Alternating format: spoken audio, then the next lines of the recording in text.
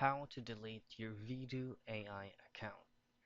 The first thing you want to do is just simply pull up or access any web browser that you want to use.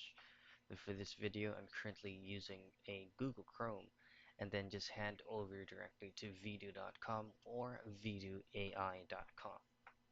Now once you're here, all you have to do next is just simply log into the account that you would like to be deleted.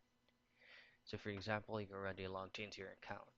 So all I have to do to go to your user profile is at the top right portion of your screen, there will be an abbreviation of your profile name. So just simply click on that and head directly to profile. So this is just basically it. So these are only the options that you can watch. So that's going to be your avatar, your username, your account information, and as well as the delete account. If you would like to delete the account that you're currently logged in with Vidu, then just go back to this and go to profile and just choose on delete my account. Just confirm it and it will automatically be deleted.